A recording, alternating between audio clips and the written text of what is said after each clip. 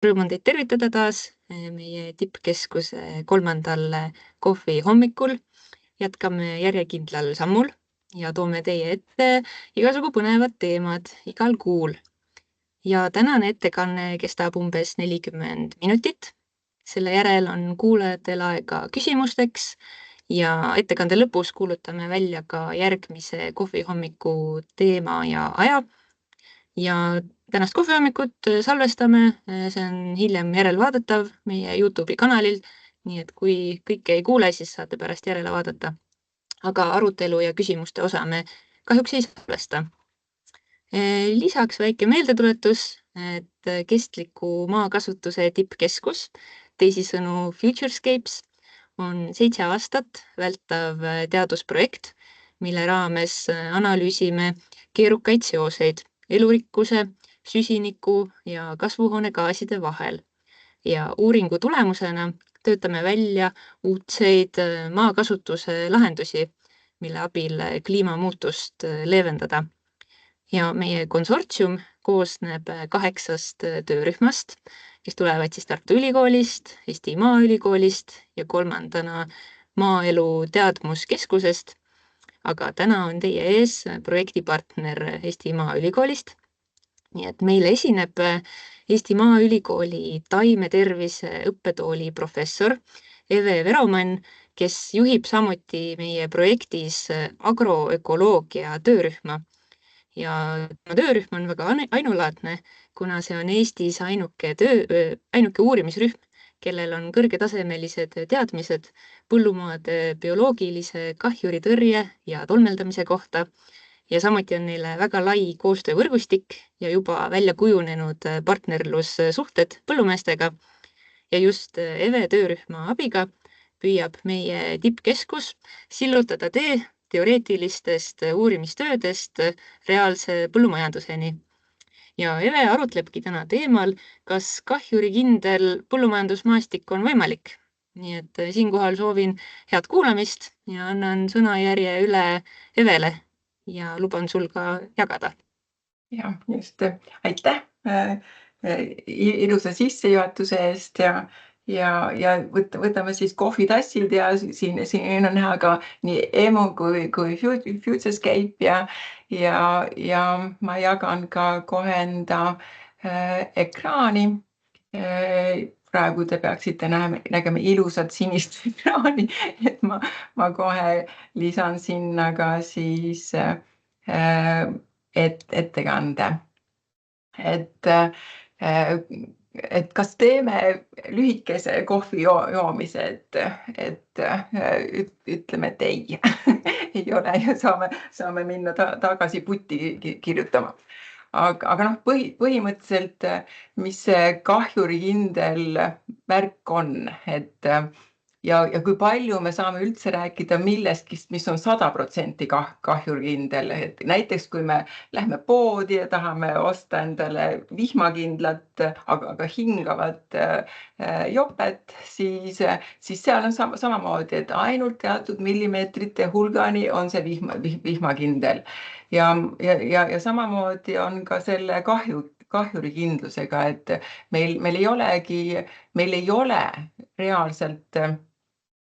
tarvis saada midagi 100% kindlat ja 100% tagatud. Meil on tarvis saada selline tulemus, ükskõik mis alal, kus meie nii-öelda nõudmised on siis rahuldatud. Ja kui me räägime kahjurikindlast maastikust, põllumajandusmaastikust, siis me mõtleme eelkõige seda, et kahjurite suured lained on siis alla surutud ja selline saagile olulist kahju tegev rohusööjate, siis putukate hulk on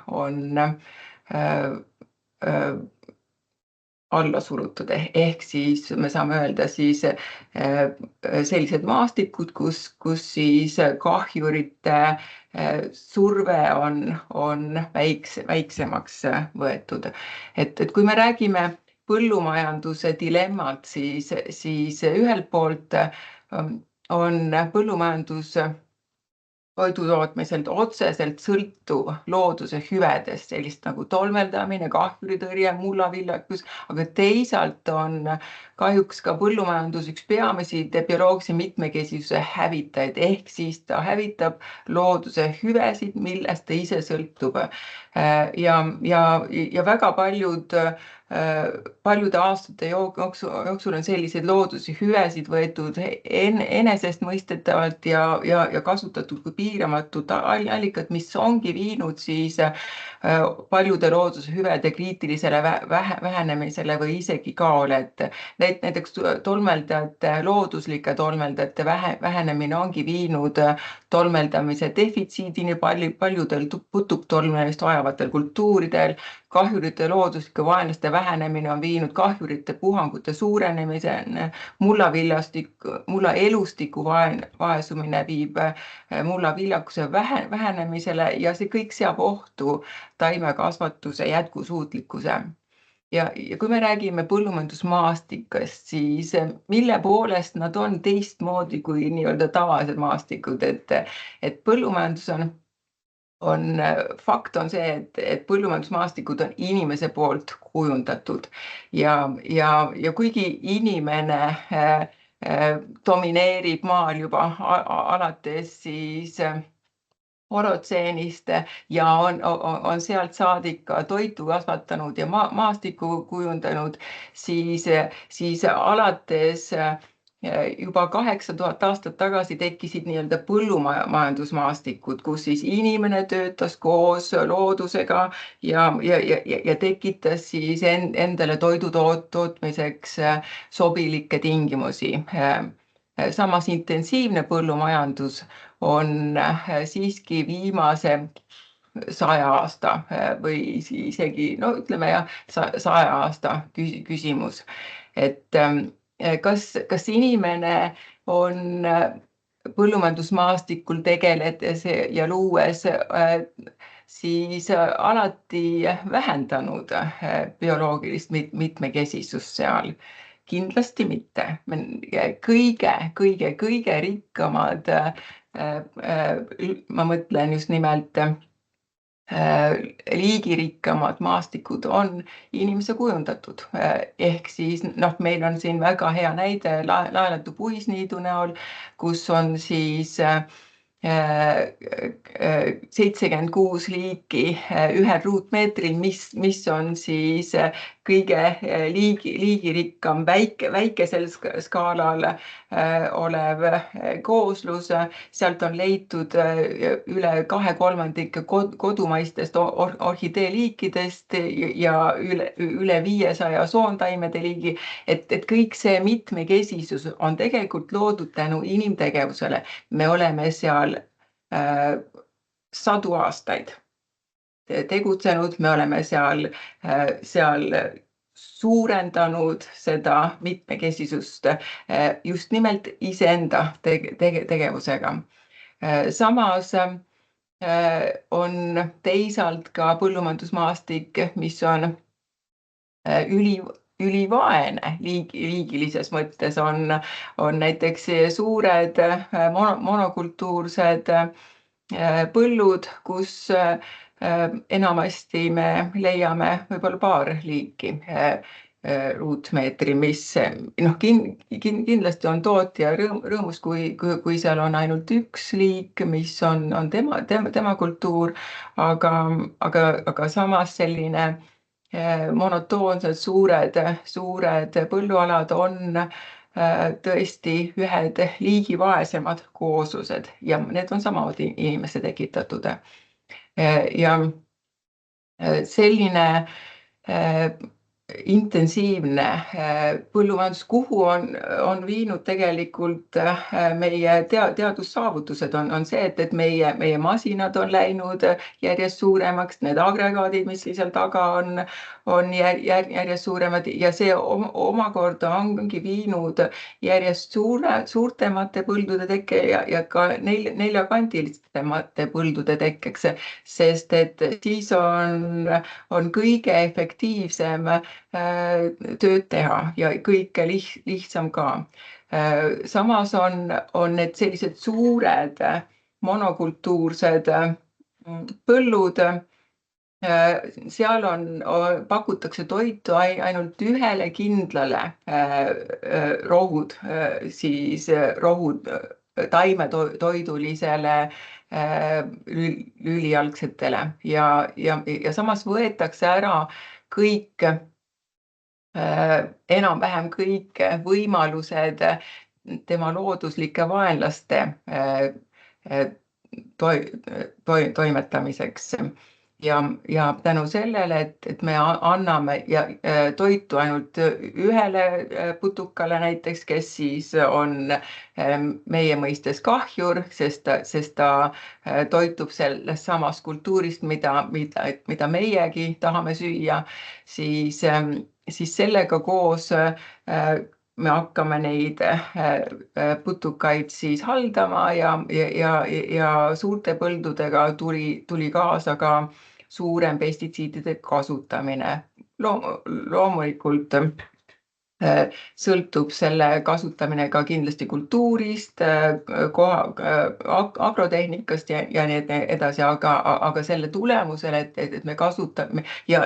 nendel põldudel tõepoolest aeg-ajalt või sageli peab kasutama pestitsiide selle tõttu, et muidu oleks kahjurite arvukus nii kõrge, et saagile tehtakse oluline kahju.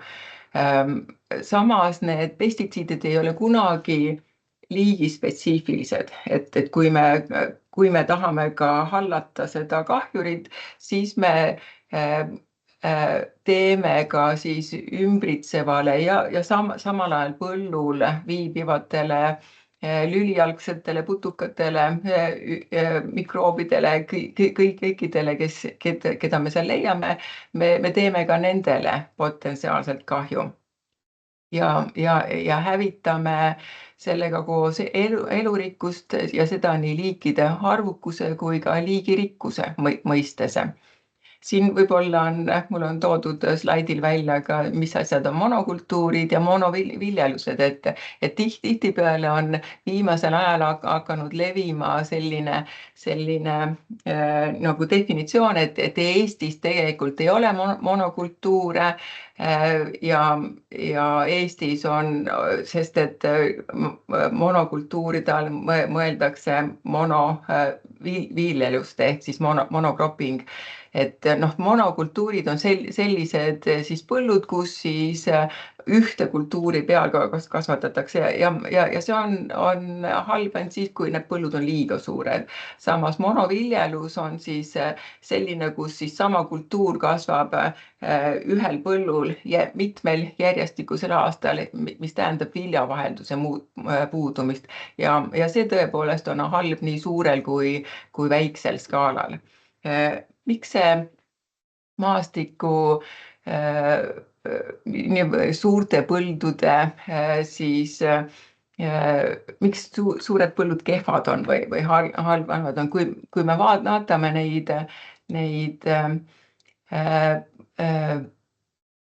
selliseid erinevaid maastikke, siis mida mitmekesisem on maastik, seda rohkematele liikidele ta pakub siis elupaika ja siin on tõepoolest troofilisel tasemel esindatud kõik esindajad. Siin on ka ilusasti näha keerukas oja, erinevad kultuurid, erinevad maastiku elemendid. Kui me teeme seda maastikku siis lihtsamaks, kasvatame vähemal arvul erinevaid kultuure ja sorte, võtame ära siis maastiku elemente, teeme need jõed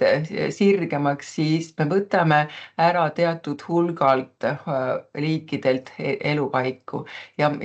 kui me teeme nad imelihtsaks, kasvatame ühte-kahte kultuuri, teeme jõed sirgeteks kraavideks,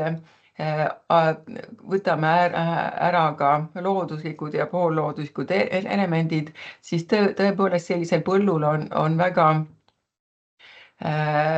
lihtne teha maaharimistöid ja põlluharimistöid,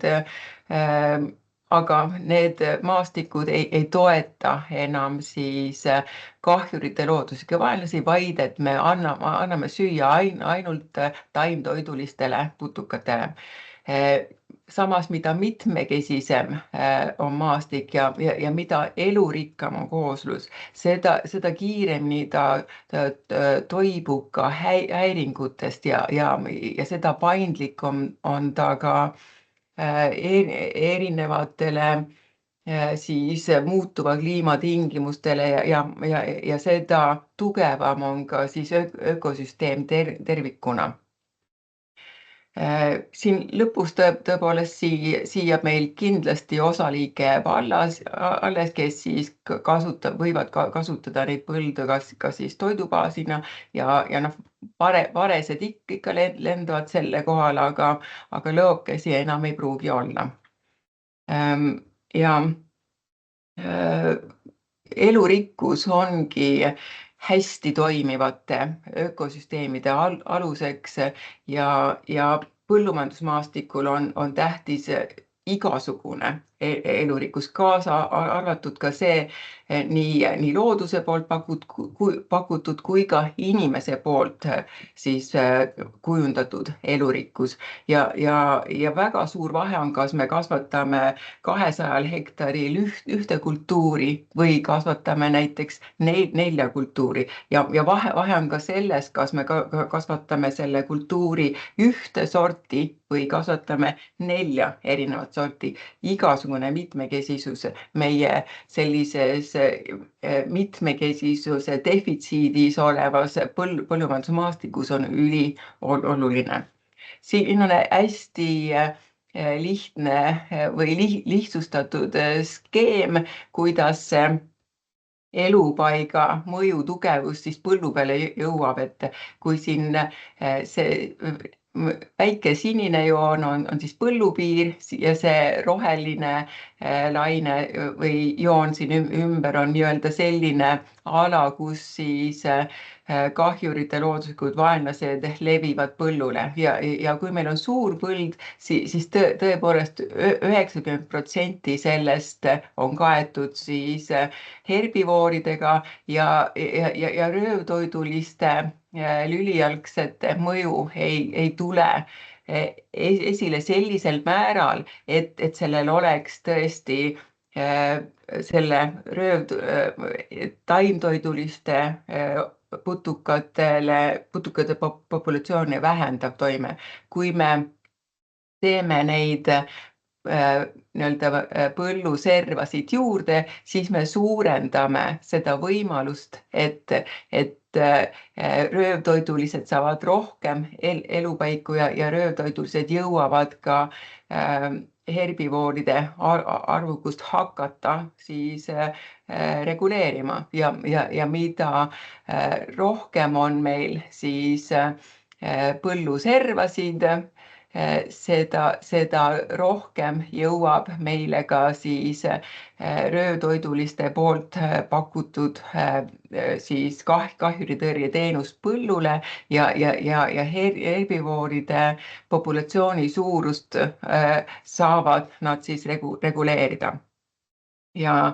Ja siin see on nagu väga lihtsustatud näide, sest et noh, kindlasti on oluline ka see, kuidas need, kui kvaliteetsed on põlluservad ja kuidas nad on siis ühendatud selliste tuumaladega, kust siis mitmekesisus saab üldse sinna põllu peale liikuda. Ja siin on teine väga kena joonis selle kohta, kuidas ressursside pakkumine võib siis olla mingil hetkel väga oluline teatud organismide rühmale ja lihtsad maastikud, kus siis on 2 kultuuri, need pakuvadki erinevaid ressursse teatud kindlal aja jooksul. Näiteks kui me räägiksime siin tolmeldamisest ja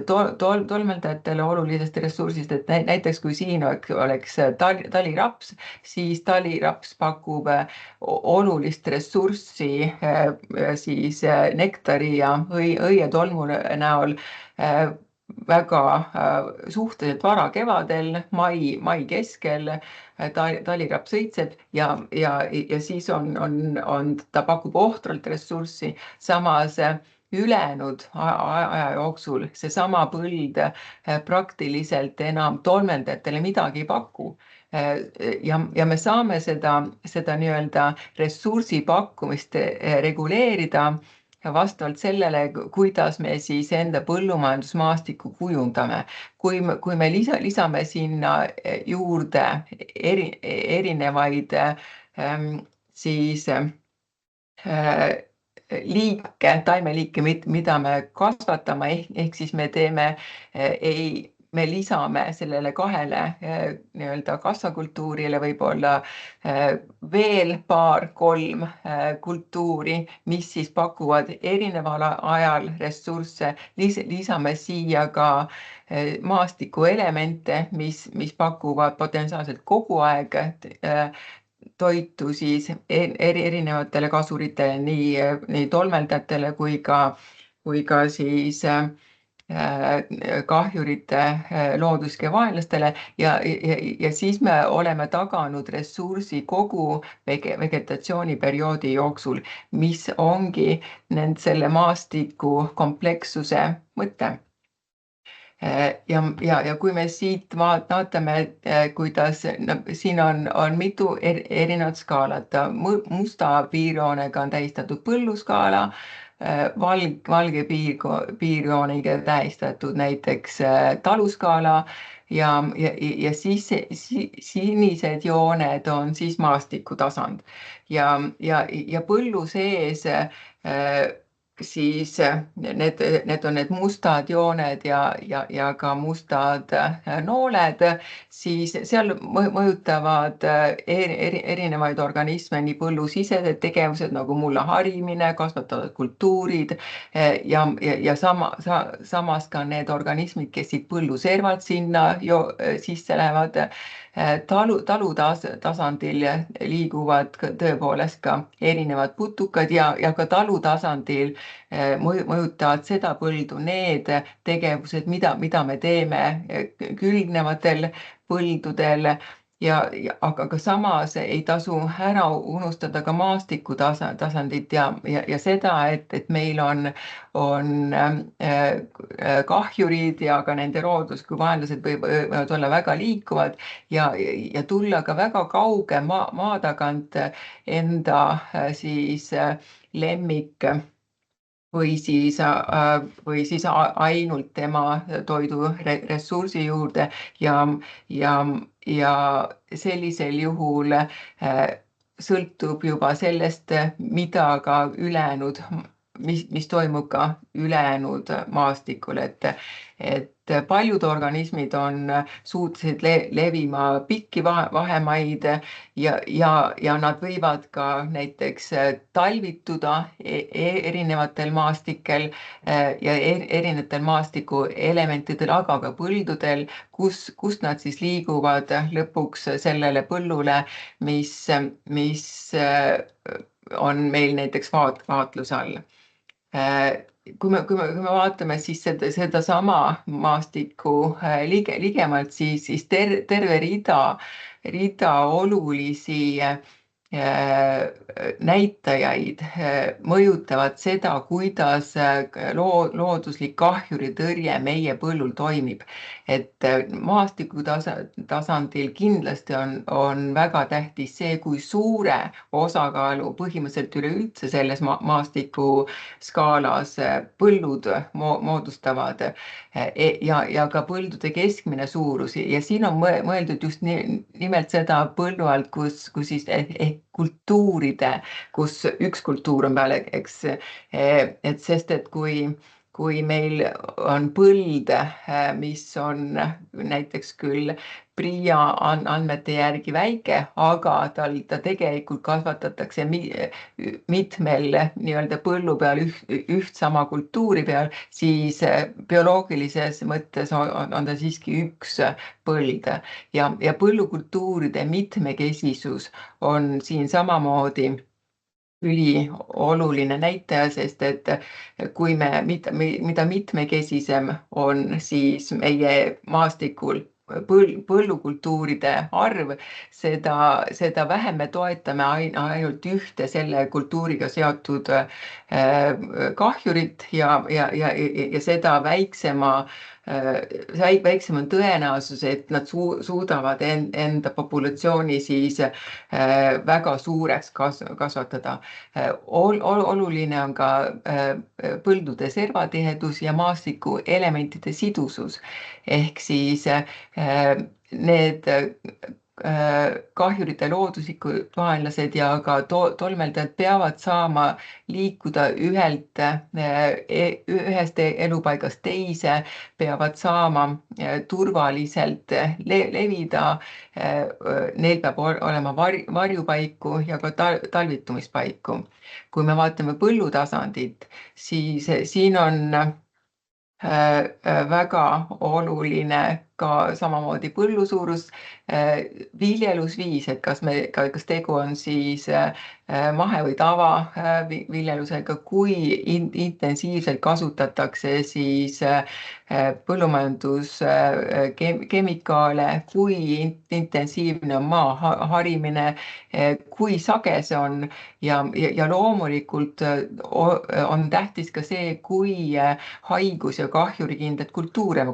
kasvatame, millal me neid külvame, millal koristame, kui palju on meil siin maastiku elemente, kui kaugele nendest maastiku elementidest suudavad siis kahjurite looduslikud vaenlased levida ja ka siis tolmeldajad, et loomulikult siin sisendite intensiivsus, viljelusviis ja ka külvikord mõjutavad nii süsteemselt nii põllutasandil kui ka kogu maastiku tasandil siis elustikku. Maastiku elementidel on palju erinevaid ülesandeid, ajalooliselt olid nad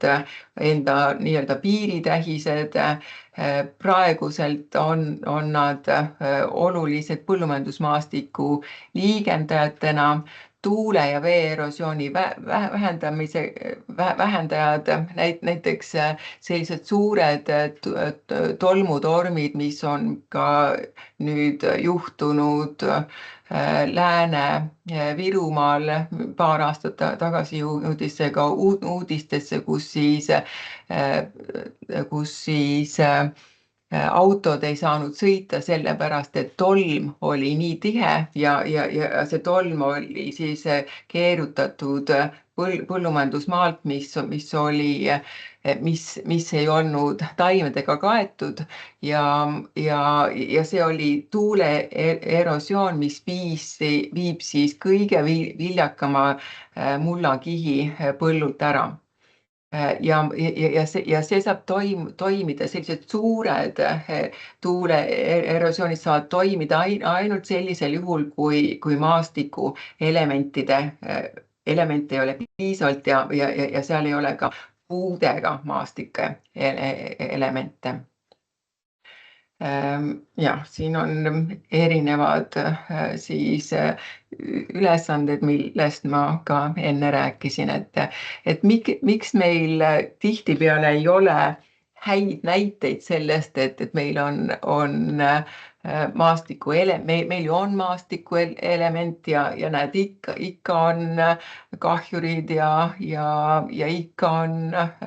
siis tuule- ja veeerosioon, siis väga oluline on see, kui suured ja kui kvaliteetsed need maastikuelemendid on. Kui maastikuelement on liiga kitsas, liiga väheste, ei ole mitmekesise taimestikuga, siis ta tõepoolest ei pakugi seda teenust, siis ta tõepoolest ei saagi toimida, et siis ta ei, siis see tõepoolest ei toimi ja sellised väga kitsad ja väikesed maastikuelemendid saavad kahelt poolt mõju, neile jõuab põllumajanduskemikaalide surve, siia jäävad püsima sellised taimeliigid, mis taluvad suurt lämmastiku sisaldust, kui siin on näiteks intensiivsem maantee või suurem maantee, siis jõuab ka maanteelt saaste siia peale, et see on kahelt poolt väga suure stressi ja häiringutega siis kooslus, kus jäävad püsima ainult väga väike valitud hulk erinevaid liike, kes suudavad sellega toime tulla ja nad ei paku tõepoolest ressurssi siis väga paljudele erinevatele organismidele, et nad on lihtsalt elupaigana väga nirud. Ja maastikuelemente peetakse funktsionaalseteks siis, kui nad pakuvad teenuseid või siis hüvesid põllule ja sellised maastikuelemendid peavad olema siis mitmekesised, et seal ühes maastikus peaks olema nii rohumaribasid, puiskoridore, kraavikaldeid, üksikuid puid, võsalaike, metsaservasid, et kõik need erinevad kooslused toetavad erinevaid organismide rühme. Kindlasti peaksid nad olema piisavalt laiad, et tulla toime selle põllumajandusest tuleva häiringuga ja ka tee poolt tuleva häiringuga ja ainult piisavalt laiad siis näiteks rohumaribades suudavad luua ja suudavad säilitada siis nii-öelda sellele mullatüübile omase niidukoosluse. Ja sellised loodusliku niidutüübiga, niidukooslusega rohumaribad siis enamasti pakuvad ka õitekonveierit tolmeldajatele nii kevadest kuni sügiseni. Ja neid võiks olla nii põlluservades kui ka siis põllu sees. Mis seal salata, tõenäoliselt eriti kui põllu sees on erinevad elemendid, siis nad saavad teevad raskemaks põllu peal askeldamise, samas alati tuleb kaaluda seda kas win-win või siis trade-off'i ehk siis lõisuhe, et kus saadik ta siis muudab meie tegevusi oluliselt ja kus saadik on sellega nagu üsna okei toime tulla. Selliseid näiteid, kus siis tõesti ongi tulemust saavutatud. Mul on siin näide toodud küll Inglismaalt praegu. See on selles suhtes meil on ka Frameworki projekt, kus siis on erinevad riigid tegelevad siis tootjate klastritega, mis siis väärtustab mitmekesisust põllumajandusmaastikus ja siin siis tootja lisas, mitmekesistas enda maastikku, kasvatas erinevaid kultuure, ühe asemel lisas siia rohtsed põlluribad, aga lõi ka putukapangad, mis on siis ekstra tehtud sellised kindlate taimeliikidega, mis siis toetavad enamasti maapinnal liikuvaid röövtoidusid putukaid ja tema eesmärk oli saada tagasi enda põllumajandusmaale siis nurmkanad. See oli väga õigustatud lootus, sest et nurmkanade kaitseala oli suhteliselt ligidal ehk nii-öelda see tuumikala oli tal üsna ligidal ja tänu sellisele olulisele intensiivsuse vähendamisele põllumajandusmaal aga ka nendele looduslikele ribadele, mis ta siia lõi, suurenes tõepoolest põllulindude arvukus oluliselt. Päris ausalt öeldes isegi nad väitsid, et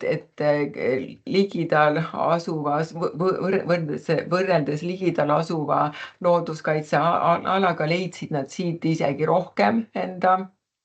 põldõndunud nurmkanasid. See on sellepärast ka kindlasti, et nurmkanad toituvad looduslike liikide seemnetest ja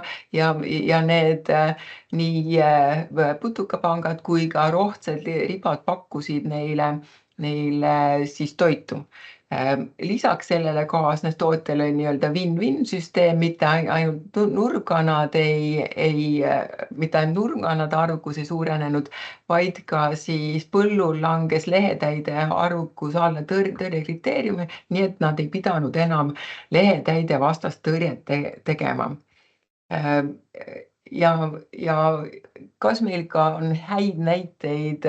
Eesti põhjal, siis siin on ainult Eesti andmeid kasutatud ja me leidsime, et rohtsed põlluribad ja ka puude metsaservad suurendasid siis hiilamardika parasiteeritust oluliselt. Siin on, mida punasem on see, mida tumedam punane on värv, seda suurem on parasiteerituse tase ja kõrgem parasiteerituse tase tähendab seda, et meil on madalam kahjurite arvukus ja kõdrapeitkärsaka puhul on näha, et samamoodi, et nii põlluservad kui ka siis rohtsetel põlluservadega piirnevatel aladel oli kõdrapeitkärsaka parasiteerituse tase lausa 52–87% ehk siis enam-vähem 2 korda ja rohkem ja isegi 3 korda rohkem, kui on siis tarvis sellise, see parasiteerituse tase, mis on 32–30% on selline, kus siis parasitoidid suudavad hoida enda peremehe populatsiooni arvukuse allpool tõrjekriteeriumit ehk siis nende surve, parasitoidide surve on siis nii suur, et tõenäoliselt kahjurid ei suuda siis enda populatsiooni nii suureks teha, et nad saaksid teha saagile olulist kahju ja nendel põldudel siis tõepoolest kahjuritõrjet tegema ei peaks, kus siis parasiteerituse tase on nii kõrge. Ka teine uurimus, mis me tegime, kus siis vaatasime, kui suur võiks olla see poollooduslike koosluste osatähtsust ja me nägime, et kui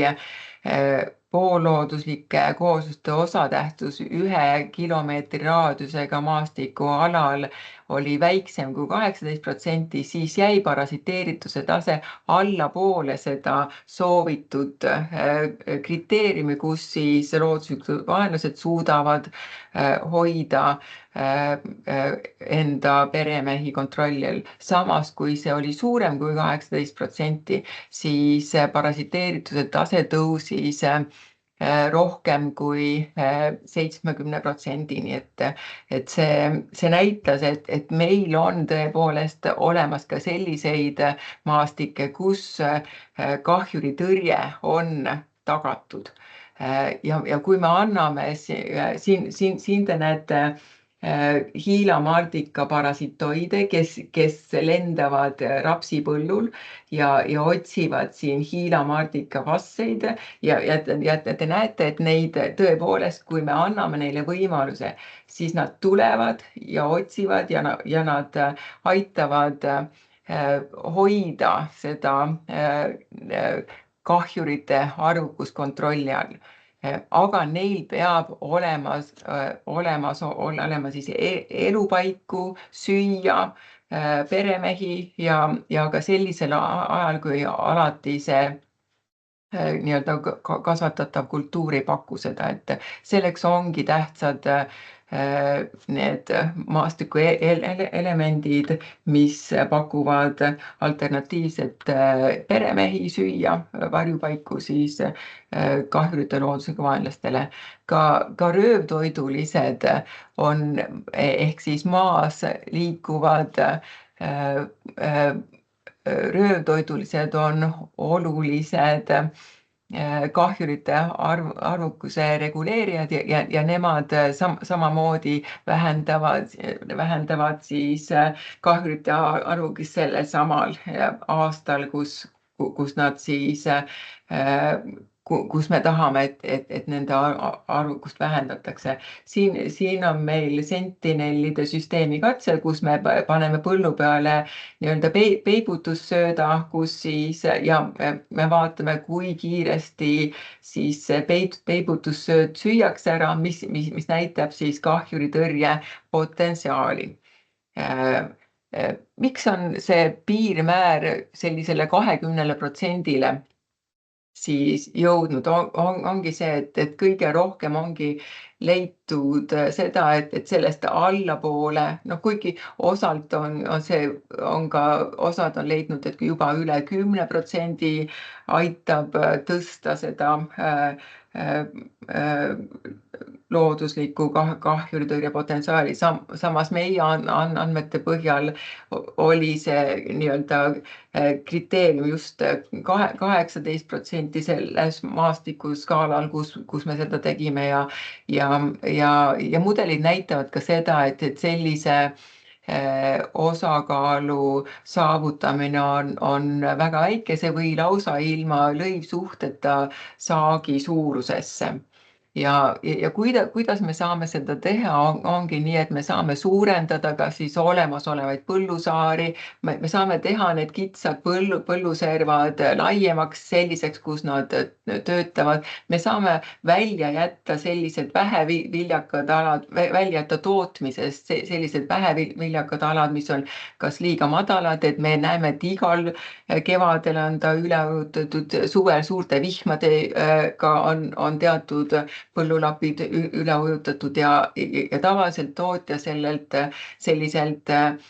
väheviljakatelt aladelt saab oluliselt madalamat saaki, kui üldse saab saaki, et sellised alad saab jätta tootmisest välja, sest need ei pea alati olema, ja need võivad tõepoolest olla ka madalad alad, ehk siis kus võib olla pidev selline liigniiskus ja selline liigniiskus toetab väga paljusid organisme, kes tegelikult ka põllu või tootjale on olulised. Väikene veehulgakene ja eriti kui ta on väikse kraaviga ka ühendatud või ojaga, et nad pakuvad neid ka elupaiku kiilidele, kes on väga suured väga haplad röövtoidulised, kes tõepoolest kõike, kellest käib jõud üle, siis söövad. Ja see kujundus tõepoolest peaks soodustama ka alade sidusust. Oi, mul on juba aeg päris kaugele läinud, et siin on terve rida erinevaid uurimusi, kus on näidatud maastiku elementide tähtsust kahjuritõrjel ja tõepoolest ka nii tähtis on ka liigirikkus ja tähtis on ka see, kui palju neid on, sest et kahjuritõrje väheneb tavaliselt põlluservast põllu keskosa suunas ja kui meil on põllud liiga suured, siis kahjuritõrjeteenus tõepoolest sinna põllu keskele ei ulatu. Heterogeenne ja suure servatihedusega maastik toetab siis looduslikke vaenlasi ja jälle siin ei saa olla sellist nii-öelda null kahjurid, sest et looduslikud vaenlased vajavad ka toitu ja selle tõttu meil on tarvis mitmekesisust, mis pakuvad ka tõesti toitu herbivooridele. Ehk need saavad siis olla, sest et looduslikud vaenlased saavad toituda siiski sellest, kes seal põllul on ja see on multitroofiline vastastikuste suhete keeruline komplekt, mis sõltub siis nii mullast kui ka taimedest, erinevatest taimetoidulistest putukatest või lülialgstest ja siis ka nende looduslikest vaenlastest. Hästi hea töötav näide on nüüd möödunud kuu 28. veebruaril avaldatud artikkel, kus siis, mis näitab, et see on Kanada töö, kus siis Kanadas on rapsi kõige olulisem kahjur kõdrapeitkärsakas ja kuna ta on seal invasiivne võõrliik, siis nad nägid väga palju vaeva selleks, et tema arvukust kontrolli alla saada ja vaatamata ka erinevatele tõrjumistele enamasti nad tegid siiski saagile olulist kahju ja nad ei saanud siis selle kahjurite arvukust kontrolli alla keemilisel teel. Samas nüüd viimase 10 aasta andmed näitavad, et sinna viidud võtmeparasitoidid on suutnud populatsiooni üles ehitada ja lõpuks ka parasiteerituse tase on ka Kanadas jõudnud 43%-le keskmiselt ja see parasitoid tõepoolest teeb nii-öelda suurendab saaki ka sellega, et need kõdrapeitkärsaga vassed, kes on parasiteeritud, need söövad oluliselt vähem seemneid kõdra sees ja siin on siis pildil joonisel on näha, et kõtrades, mis ei olnud parasiteeritud, söödi ära oluliselt suurem hulk seemneid võrreldes nende kõtradega, mis olid parasiteeritud, et tavaliselt sööb kõdrapeitkärsaga vastne ära umbes 4,8 seemet kõdra seest, siis siin parasiteeritud vastsed sõid ära 2,5 seemet, ehk nad tõepoolest oluliselt aitasid saaki suurendada ja kõdrapeitkärsaga oli nendel põldudel siis kontrollitud parasitoidide poolt ja nendel põldudel siis ei tehtud enam kõdrapeitkärsaka vastu sünteetilist kahjuritõrjet, et see näitab, kuidas tegelikult loodus on see, mis lõpuks aitab siiski kahjurite arvukust reguleerida ja selline muidugi ka pestitsiidide kasutamine on olulise mõjuga, aga kindlasti ei ole nii pikaajaline ja nii püsiv kui siis loodusliku kahjuritõrje, looduslike vaenlaste poolt pakutud kahjuritõrje. Et siin on näha, kuidas erinevad maastikuelemenditüübid siis pakuvad talvitumispaika väga paljudele erinevatele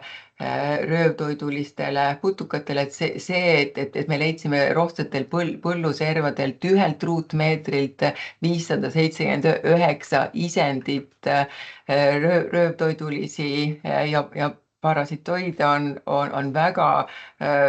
suur potentsiaal, sest et need on forsseeritud liikuma siis kõrval asuvale põllule, kui see põld pakub nendele juba süüa. Ja nagu ma juba ütlesin, siis kokkuvõtvalt võib öelda, et erinevad maastikuelemendid toetavad erinevaid organisme ja selle tõttu peaks maastikuelemendid olema erinevad. Suurtel ja laiadel rohumaaribadel saab ka loomi karjatada, mis on samamoodi win-win situatsioon ja isegi siis, kui meil on see nii-öelda põlluriba või maastikuelement on tugeva inimmõjuga, on seal elurikkus siiski kordades suurem kui see, mis on põllul. Ja me saamegi öelda, et siis mitmekesisus on oluline ja see mitmekesine maastik soodustab elurikkust ja looduse hüvesid põllumajandus ökosüsteemides ja seega mitmekesine maastik soodustab ja aitab ka toota puhast toitu. Siin läks valesti ja nüüd ma tänan tähelepanu eest. Aitäh, Üve! Ma annan sulle väikse hingetõmbepausi, enne kui me Mul läks küsimuste juurde kauem ka. läheme. Ei ole hullu, aga ma kohe tutvustan, et mis meid kuu aja pärast ees ootab. Meie partnerid siis Maaelu Teadmuskeskusest võtavad siis 15. aprillil üle, räägivad meile sellest, miks maakasutus muutub. Nii et olete oodatud kuulama Ants Hannest ja Jürit.